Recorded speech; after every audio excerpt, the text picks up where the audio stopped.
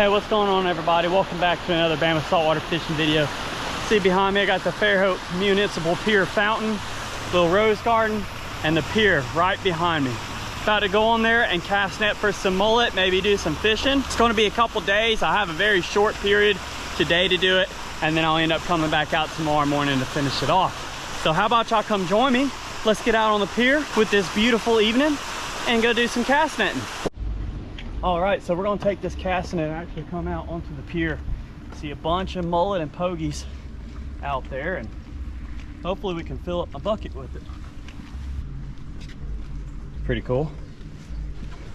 All right, let's get a little bit further out. We're gonna go down this little walkway right here and get on the end of it. There's a huge school of mullet right out there in pogies, and see if we can get a cast net on them.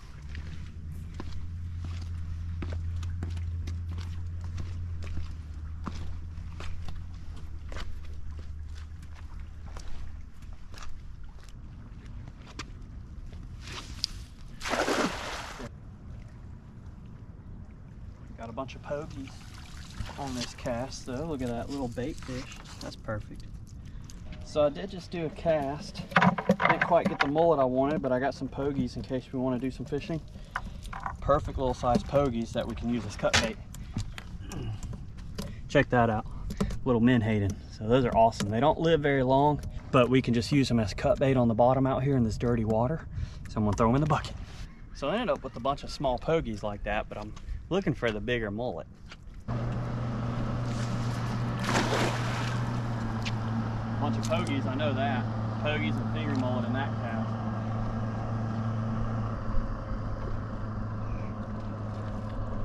Oh, got one, finally.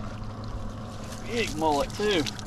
You know, if you have a bad hand like me, you can only throw this net so many times, so I'm trying to wait till they get close, but that is a target right there.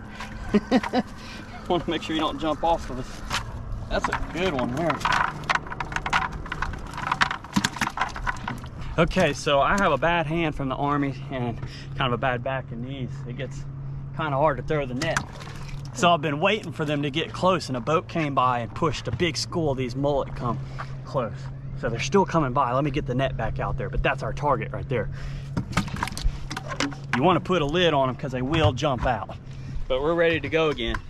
This does hurt to cast sometimes, because like I said, my hand's bad, but you do what you gotta do for some food. Fresh food like this. Not the perfect cast, but it should work.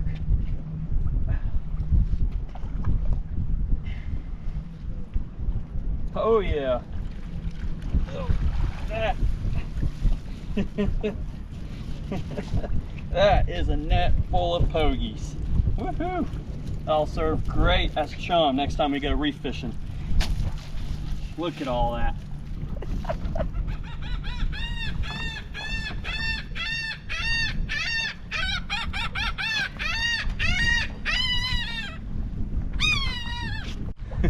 See all these birds? That's why you want a lid for your bait, to stop the birds from getting it and so your mullet doesn't jump out. Hey y'all, today's video sponsor is Bowshield T9. I just want to show you real quick. Just got finished servicing my Yamaha engine, changing the oil, do all the typical stuff, filters, fuel lines, grease points, all that stuff. You want to be able to take care of your stuff so it runs good. Last thing you want is a problem caused by lack of preventative maintenance. So that's where the Bowshield comes in handy. All I do before I put the cover on my engine or the cowling, I go through and spray it with this Bowshield. So shake it up a little bit and I just spray the whole thing here. What this is going to do is prevent most of the corrosion from salt air, sea spray that may get up under your cowling. Don't be afraid to use it. Coat the whole engine. So I'm just going to go around my whole engine, down there where all the wiring is. So this is just one of the few products that I really enjoy using and trust on my boat. And you know me, I fish all of the time. I put a lot of hours on my motors. This is a 2007, still going strong, still looking nice and clean. So I will include links down in the description below. Y'all can go check them out, pick you up some, keep your motor lasting long. And I'm gonna see you out on the water. All right, let's cast it off. I think I might see some down in this dirty water. So we're going with the wind. Hopefully I can get a little bit better cast.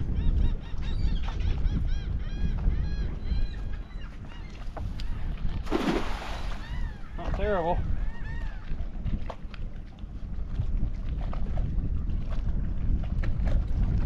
All right, let's see. Oh yeah, I think I have some. I feel something in there. Oh, big pogies, big mullet. Oh my goodness. That's a huge mullet. That's what I'm after. Oh man. These are the pogies I'm looking for. Look at that. And then the mullet, take home and cook. I just need a few more of those so we can fry them up. Look at that size of mullet. Let me go grab my bucket. I think we found the right place. All right, got a nice load of fish right there. Whew. See, that's what you want. Usually you can fill up your net a lot more, but they're kind of thinned out. I'm gonna let this croaker go.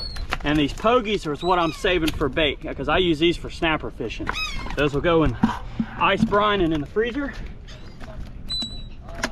And these are the size mullet that we're looking for, these striped mullet. That is awesome. So that was actually not a bad cast. In some occasions, you're gonna have to make a lot of casts. It'll wear you down, it'll wear your deltoids down and stuff when they're thinned out. But there's also other times where you can make 1 or 2 casts and fill up a cooler with bait. But in this scenario, we're not doing too bad.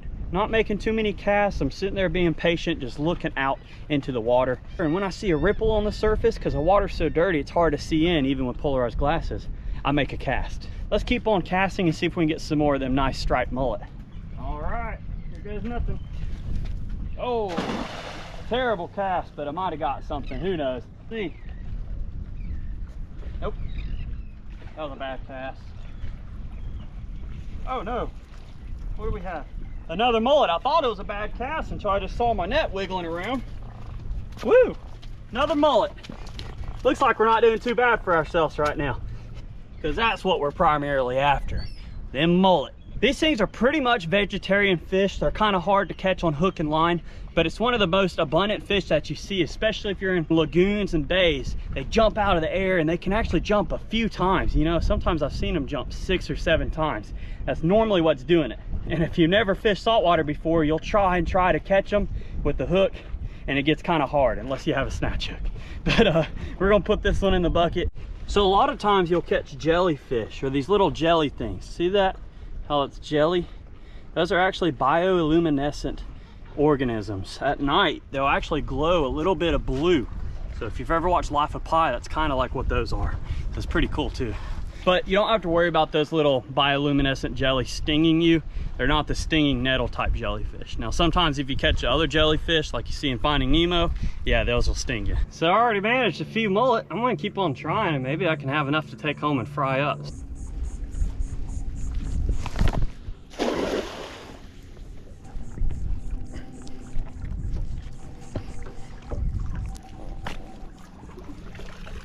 Just got some really nice mullet. I'm gonna throw these in the cooler and see if I can get some more. Maybe this might turn into a mullet fish fry. Ah, terrible cast. Did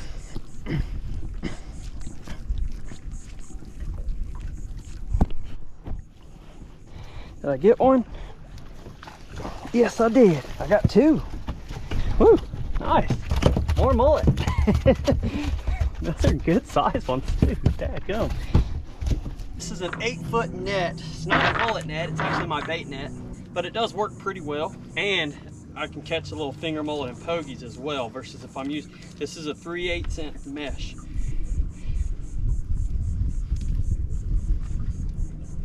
Let's see if I can get some more of these mullet.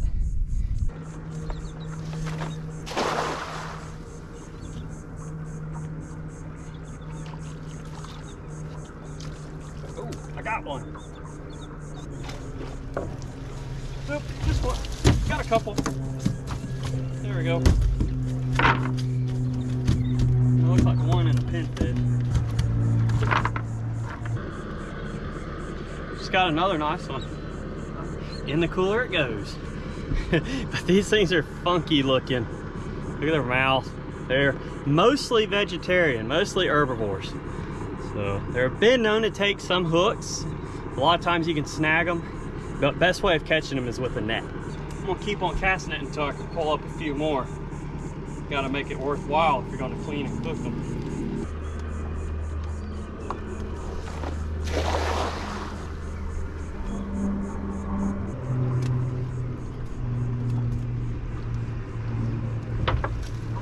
Got one. More for the cooler.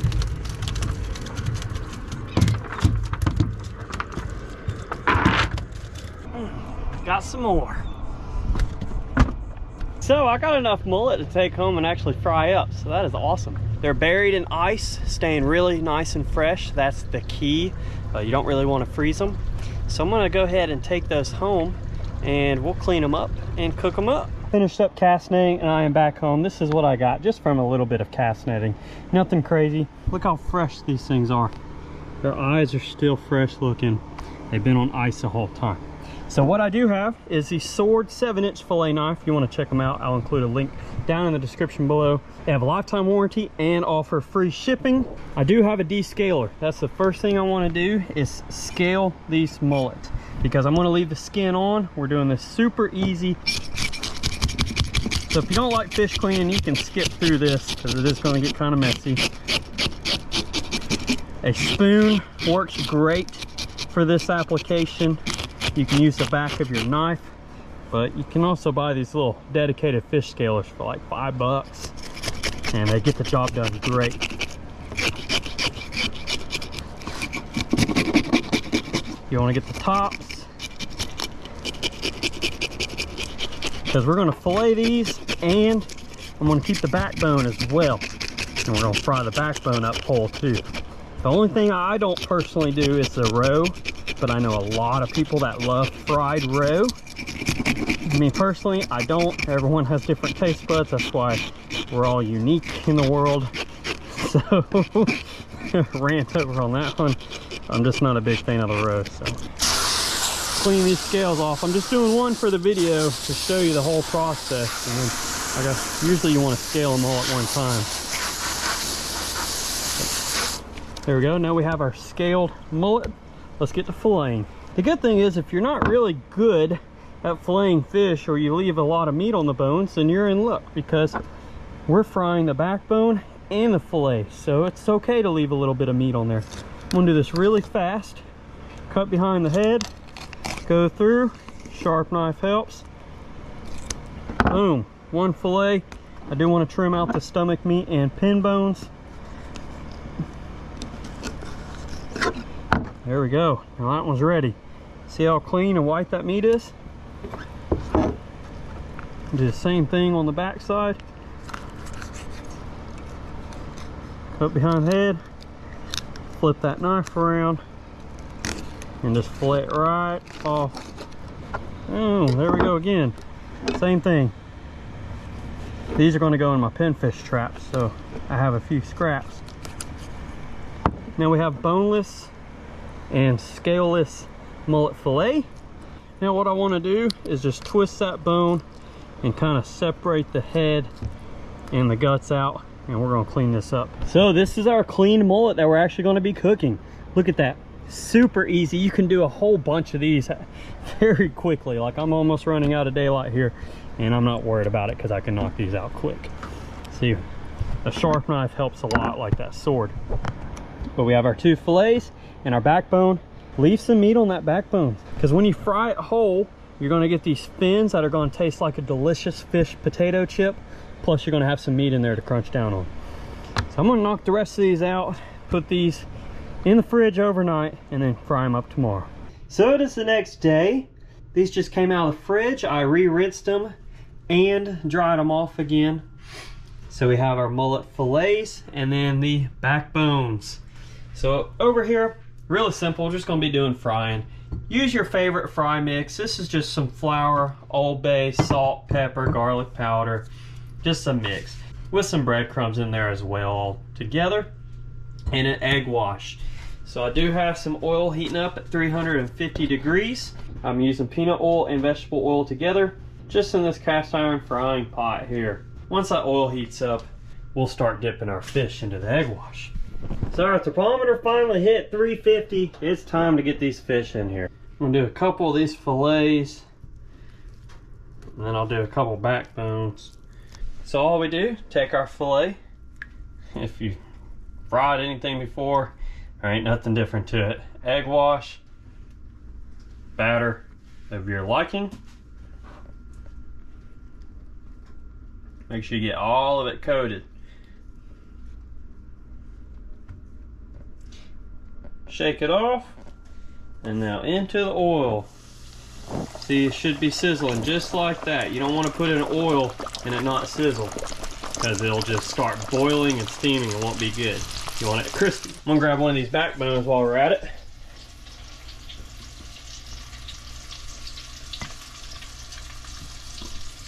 Make sure to get that tail. That tail's like a crispy fish potato chip. Coat everything up. Don't be afraid to get messy here. That Old Bay smells so good. Old Bay and Chef Paul's, really good. So now we're gonna put that backbone in there. Just like that. See it sizzling? I'm gonna do a few more. Probably not the first time you've seen someone cooking fish, so nothing new. But it's been a while since I've had some fresh mullet. So we're just gonna let these fry up. I just wanted to show you the little process if you haven't done it before, or just don't know where to start when it comes to cooking stuff that you catch or harvest yourself. So we're gonna let these cook up till they're golden brown, usually about 5 to 10 minutes. Once they start floating, they'll be good. You just don't want them burnt. Ooh, if y'all could smell that. That smells so good. Let's check out our backbone. It's very thin, so it doesn't take long. So there's our backbone there. That only took about 4 minutes for that. Now our fillets, mullet or thin fillets, you don't want to overcook your fish. So this is ready to go. So it looks to be about 4 to 5 minutes for these as an average time. At 350 to 400 degrees. So let's pull some more of these tails out. That looks actually really good. I'm pretty excited to try that. Like I said, it's been a while since I've had fresh mullet.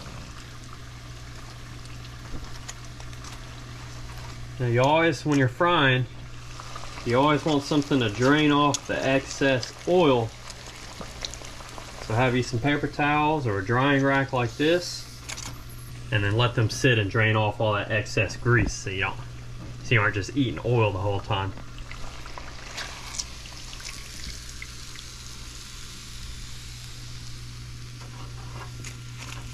Man, that's the first batch done. I just have a few more left. But that right there looks pretty dang good to me. Let me get the second batch in, and we're gonna get these a taste. Now I have a very tasty plate of mullet right here. Fried mullet. We're gonna go out to our picnic table by the water, because I don't think there's any better way of enjoying freshly caught seafood from the water it came from. So we made it over to the picnic table. I have my plate straight from the kitchen to the picnic table. First thing I want to do is try that delicious fin. If you know me, you know I love fried fish fins. They taste like a very crispy seafood potato chip, but in a good way. So let's do that.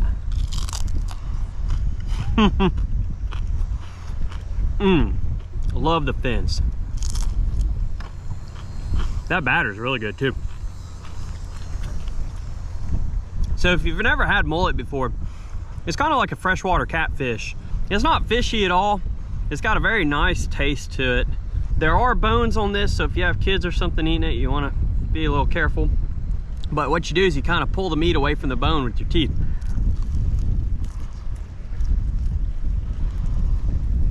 And just eat around it. Wow. That is some good fresh fish right there. Man. And there's very little waste in this. I have to go in for another bite.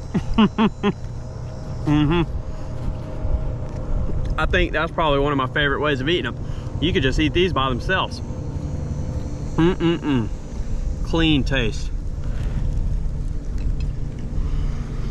So you just have to watch out for those bones. But man, that is so good. So I'm gonna try a bite of filet. 100%. Would do that again. That is good. If you have a chance, go out, get you a cast net, or if you already have one, and you see those fish jumping around everywhere, a lot of times they're mullet. Don't be afraid to take them home and cook them up like this. They are phenomenal.